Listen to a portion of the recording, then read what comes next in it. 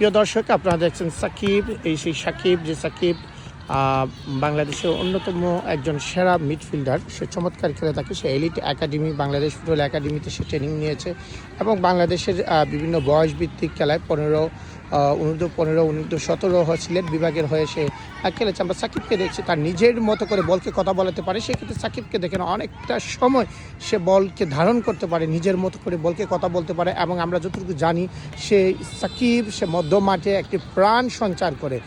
সে অসম্ভব সুন্দরভাবে দেখেন বলটা কন্ট্রোল করে, ও চমৎকার, আবারও চমৎকার।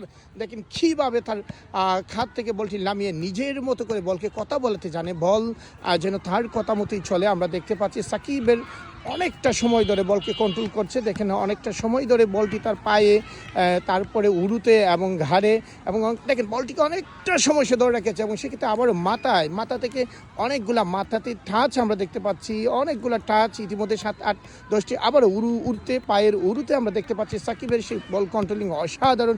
কুরোদার এই মেধাবী খেলোয়াড়কে আমরা দেখতে পাই প্রায়ই সিলেট অঞ্চলের বিভিন্ন মাঠে তার খেলা আমরা দেখতে পাইছি। সাকিব সেক্ষেত্রে অনেকটা সময় তার মাথায় ধরে রেখেছে এবং দেখেন অনেকটা উঁচুতে বল, সেই ক্ষেত্রে সে বলগুলো অনেকটা সহজে সে কন্ট্রোল করতে পারে।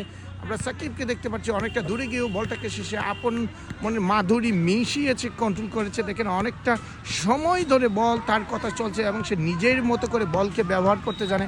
এবং বল যেন সাকিবের কথা শুনে, এই সাকিব অনেক দিন ধরে ফুটবল খেলছে এবং এই মেধাবী কুরোদার প্লেয়ার। সে যখন মাঠে খেলে সে তার শর্টটুকু দিয়ে খেলে এবং চমৎকার মেধাবী এই খেলোয়াড়।